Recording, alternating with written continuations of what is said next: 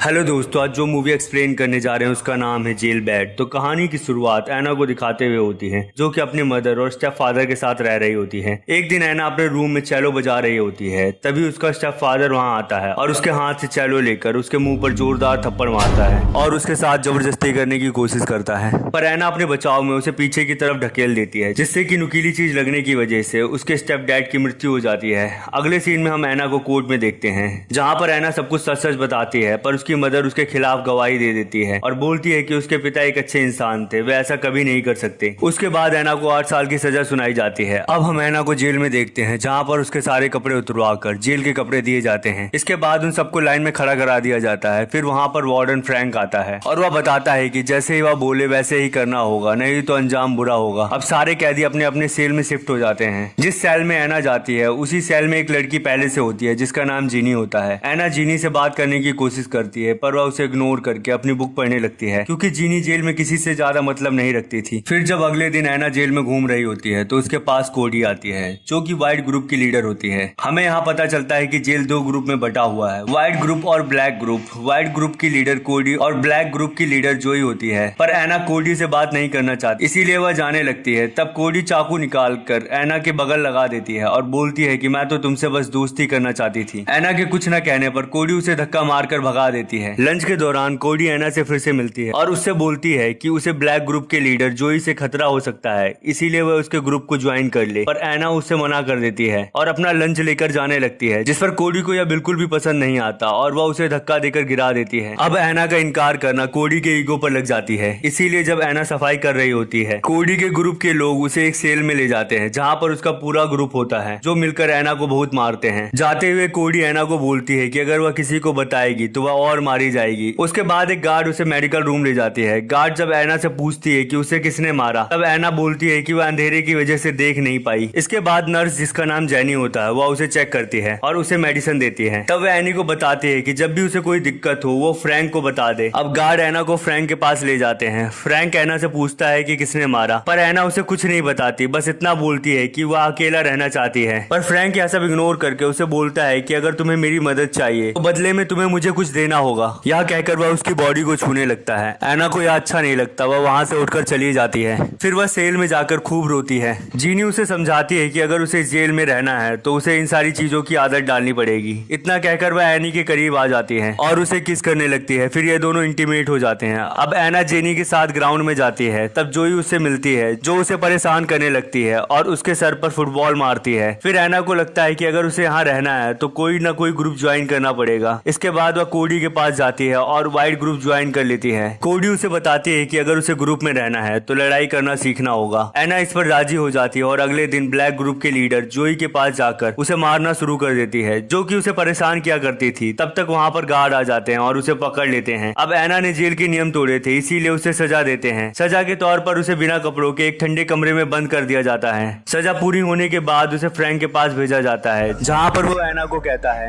कि अगर वह उसे खुश कर देगी तो वह इन सारी टॉर्चर से बचा सकता है। इसके बाद वह ऐना के साथ फिजिकल होता है और ऐना कुछ भी नहीं कर पाती। अब ऐना कोडी के पास जाती है, जहाँ ये दोनों साथ मिलकर नशे करते हैं और फिर इंटीमेट होते हैं। अगले दिन हम देखते हैं ऐना व्हाइट ग्रुप के मेंबर के साथ बैठकर बातें कर रही होती है, तभी जोई वहाँ पर आकर ऐना पर अटैक कर देती है, पर ऐना उल्टा जोई पर अटैक कर देती है। इसके बाद दोनों ग्रुप में मार पिटाई शुरू हो जाती है। अब ऐना को फिर से फ्रैंक के पास ले जाया जाता है, जहाँ पर वह सारी चीजों का जिम्मेदार उसे ही ठहराता है, ताकि वह उसके साथ जोर जबरदस्ती कर सके। और फिर होता भी यही है। अब साथ ही फ्रैंक ऐना को वार्निंग देता है कि अगर उसने कुछ भी किया तो वह उसे और टॉर्चर करेगा। ऐना इन सारी चीजों से परेशान हो जाती है। इसी स्ट्रेस को कम करने के लिए वह ड्रग्स लेना शुरू कर देती है। कोडी को जब यह सब पता चलता है तो वह उसे रोकती है, पर उसके ना रुकने पर कोडी उसे अपने ग्रुप से निकाल देती है। अब यह बात जब ब्लैक लड़कियों को पता चलती है तो वह अपने ग्रुप के साथ जाकर ऐना को बहुत पीटती है। इस सिचुएशन से परेशान होकर ऐना वहीं की 2 लड़कियों के साथ ड्रग्स लेने लगती है। अब ऐना का यह रोज का काम हो जाता है, उन लड़कियों के पास जाकर ड्रग्स लेने का। ड्रग्स के लिए जीनी उसे समझाती है, पर वह नहीं समझती। अब वह जीनी से लड़कर बाहर आ जाती है और जोई के ग्रुप में जाकर अपना बदला लेने लगती है। लड़ाई इतनी ज्यादा हो जाती है कि गार्ड के रोकने पर भी नहीं रुकती। अब अलार्म को बजाया जाता है और बहुत सारे गार्ड्स आकर लड़ाई को रोक देते हैं। इसके बाद ऐना को पकड़कर फिर से कोल्ड रूम में डाल दिया जाता है। फ्रैंक को जब इस बात का पता चलता है तब वह उसे बाहर निकलवा देता है। ऐना बाहर आकर फिर से ड्रग्स लेना शुरू कर देती है। कोडी वहां जाकर उसे समझाने की कोशिश करती है, तब तक फ्रैंक गार्ड के साथ आ जाता है और सभी पकड़े जाते हैं। एना गार्ड से चाकू छीनकर अपनी गर्दन पर रख लेती है और खुद को मारने की धमकी देती है और बोलती है कि कोई उसके करीब ना आए। फ्रैंक एना को समझाता है कि वह उसकी सजा 1 महीने से 1 दिन कर देगा, पर एना उससे भी बदतमीजी करती है। तब तक एक गार्ड चाकू छीन लेता है। फिर उसे दोबारा ठंडे कमरे में बंद कर दिया जाता है और उसे कमरे से बाहर नहीं आने दिया जाता। ड्रग्स की तलब से उसका हाल बुरा होने लगता है। जब एना को थोड़ा सा भी बर्दाश्त नहीं हो रहा होता तो वह खाने की प्लेट तोड़कर अपनी नस काट लेती है। फिर जब गार्ड को इस बात का पता चलता है तो वह उसे इलाज के लिए नर्स के पास भेजता है। नर्स उसे सुसाइड करने की वजह पूछती है, जिस पर वह बताती है कि बस वह छोटे कमरे से बाहर निकलना चाहती थी।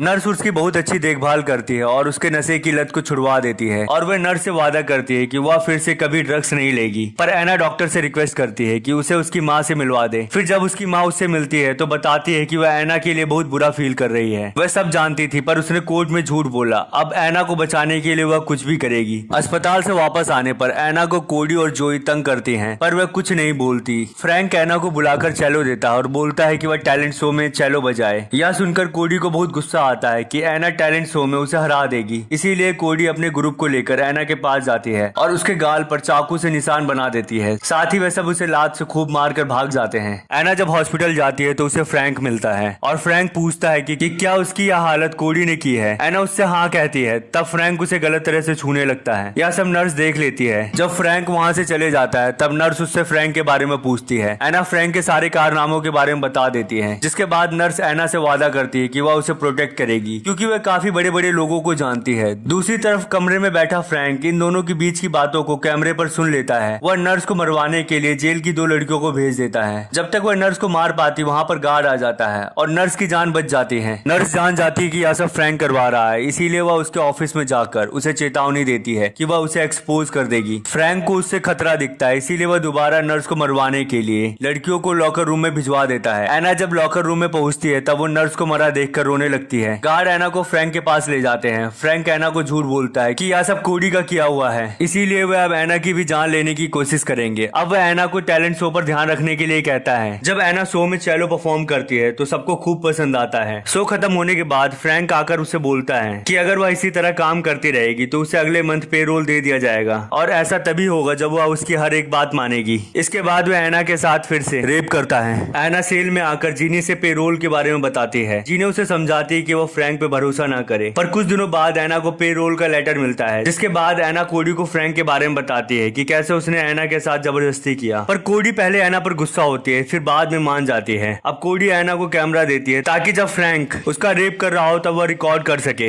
एना को शुरू में डर लग रहा होता है कि फ्रैंक उसे पकड़ लेगा, पर बाद में वो फ्रैंक के पास जाती है जो एना के साथ जबरदस्ती करता है। एना इस बार सब कुछ रिकॉर्ड कर लेती है। अब वह दिन आ जाता है जब पे रोल के लिए मीटिंग होती है, जहाँ पर फ्रैंक के सिवाय 3 और ऑफिसर होते हैं। एना को यहाँ 1 साल हो चुका था। एना बताती है कि उसे गलती का एहसास हो चुका है और अब वह मैच्योर हो चुकी है। अब वह ऐसा कुछ नहीं करेगी। पर फ्रैंक एना के खिलाफ बोलकर उसे जेल में ही रखने के लिए बोलता है। फिर वह टीम एना के खिलाफ फैसला लेने वाली होती है कि तब तक एना फोन की रिकॉर्डिंग दिखाने जा रही होती है, जिसे देखकर फ्रैंक डर जाता है और फोन लेकर डिलीट करने की कोशिश करता है। पर ऑफिसर पकड़ लेता है और उस वीडियो को देख लेता है और फ्रैंक को अरेस्ट करवा दिया जाता है। जिसके बाद टीम फिर से एना के साथ मीटिंग करती है, जहाँ पर वह एना की तारीफ करते हैं कि उसने फ्रेड के खिलाफ वीडियो बनाई। इसके बाद ऑफिसर एना को रिहा कर देते हैं। एना सामान लाते हुए जीनी से मिलती है। जाते हुए रास्ते में उसे कोडी मिलती है और यह दोनों एक दूसरे को सॉरी बोलते हैं। अब 1 साल बाद एना को इंसाफ मिल जाता है और वह जेल से बाहर आ जाती है। जेल से निकलते ही उसकी माँ मिलती है जो एना को खुशी से गले लगा लेती है। लास्ट में हम देखते हैं एना एक शो में चेलो बजा रही होती है और उसकी माँ ऑडियंस के साथ बैठकर खुशी से देख रही होती है और यह मूवी यहीं खत्म हो जाती है। आप बता सकते हो कि कौन सबसे बड़ा विलन था, एना की माँ जिसने झूठा बयान देकर एना को जेल भिजवा दिया या फिर फ्रैंक?